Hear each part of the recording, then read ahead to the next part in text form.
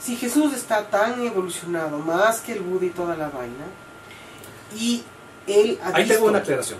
A ver. No, ahí tengo una aclaración. O sea, uno de los conocimientos más locos que nos ha llegado, si ya todo esto es una locura y ya decir recontra locos, es que a través de los viajes, sobre todo en el viaje al Paititi, se descubrió o se nos transmitió que Jesús había sido un ser humano que por diferentes reencarnaciones llegó a un alto nivel evolutivo, ¿no es cierto? Entonces se nos ha dicho que Jesús en una vida anterior vivió en la India. Fue un príncipe brahman, O sea, ¿qué fue y Buda? y se llamaba Gautama Siddhartha Gautama, claro. Entonces nació, o sea, él Sí, llegó a la muchos años iluminación, que, llegó a la iluminación sí. y no necesitaba ya reencarnarse, ya podía irse. podía quedarse en los planos superiores, Pero pero por regresó. amor regresa. O sea, como porque tiene una bodhisattva, misión. vino como un bodhisattva. Exactamente, regresa Como 500 Jesús. años después como la persona de Jesús. Por eso los reyes magos que venían desde Persia, desde Shambhala, pertenecían a este gobierno interno positivo, la gran hermandad blanca, pues vinieron a reconocer al niño, no si es que era realmente el Mesías, así como cuando muere el Dalai Lama y salen a buscarle, así mismo fue Jesús fue sometido a esta evaluación y pasó con creces, ¿Por qué ¿no? ha permitido que, si fue así, ¿no? Jesús está evolucionado, ya llegó a ese nivel. ¿Por qué ha permitido el desarrollo del cristianismo con tanta violencia? Y que en su nombre se hagan tantas cosas terribles. Lo que pasa que, justamente lo que decía Daniel, ¿no? El libre albedrío es algo que se respeta por parte de las jerarquías, ¿no? Tanto las jerarquías espirituales como ¿Hay algún plan adicional, o sea, un plan escondido que nosotros no nos damos cuenta y que por eso seguramente han permitido que esto se dé? Como parte del proceso evolutivo, quizás. Como te dije en un principio, en el plan cósmico se permitió que se introduzcan al universo material y estorben a las civilizaciones de estas entidades llamadas los demonios. Eso fue parte del proyecto. Ahora, estos demonios eran seres disociadores nada más, unos bajos astrales, pero a la larga terminaron siendo seres de unas altas civilizaciones como los Oriones, inclusive el propio Lujo, Lucifer, también fue un proceso, cumple parte del proceso de oposición. Entonces, ¿podría San Pablo ser uno de esos?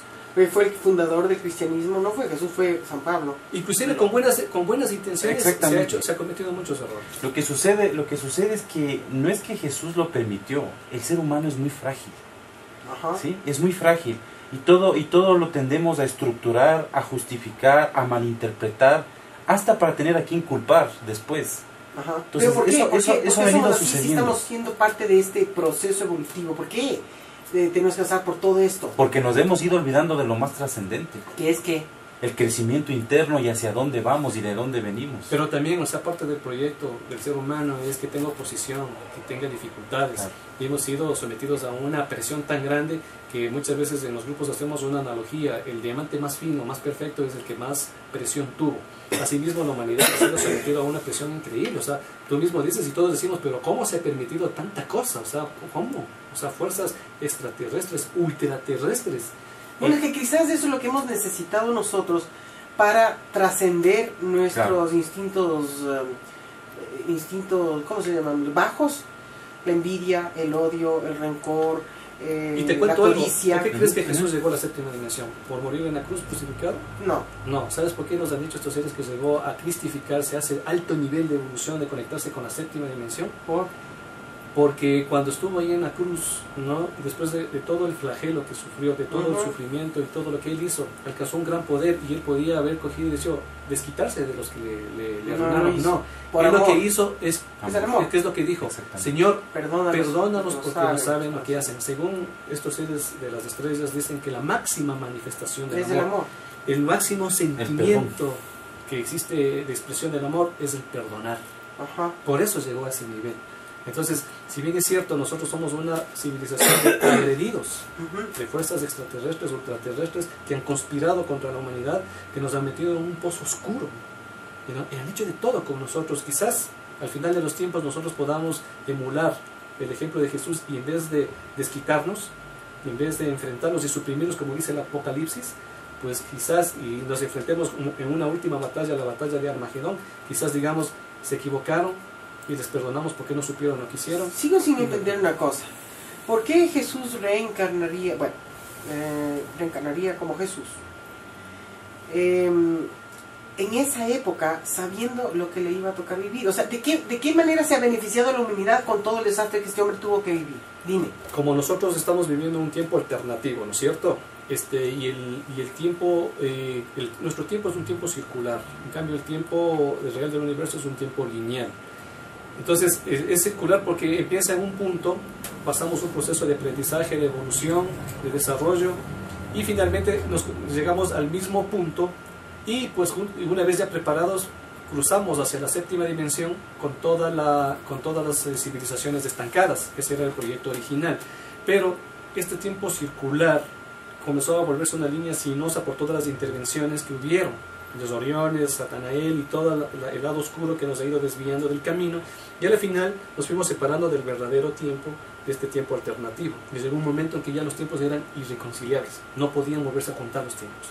Entonces, ¿qué es lo que se decidió? Dijeron los experimentadores. Como se nos fue de las manos del experimento, o hacemos algo para que los dos tiempos se vuelvan a unir, o simplemente esto eliminamos porque se nos fue de las manos y no pueden haber dos tiempos, no pueden haber dos finales, dos destinos, tiene que haber uno solo.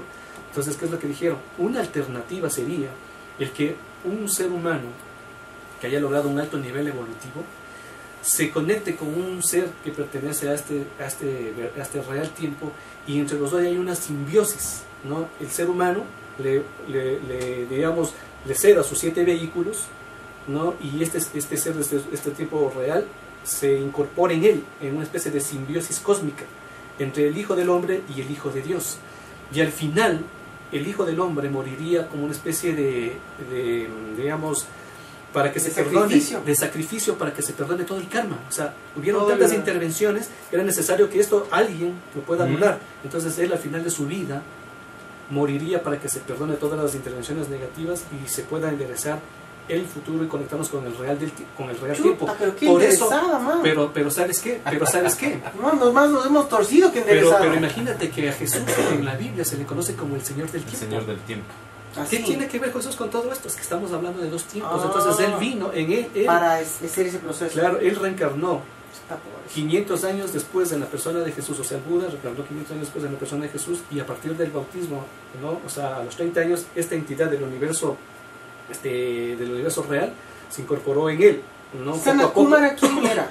La persona que se reencarnó en él sería el arcángel Miguel. ¿En quién? En Jesús. Esta entidad que le acompañó. Después de que murió. No. Te estoy diciendo que a partir del bautismo comenzó la incorporación, que fue paulatina, y después le acompañó en su vida, sobre todo. Por eso es Dios mismo en la tierra, ¿no? En el momento del sacrificio.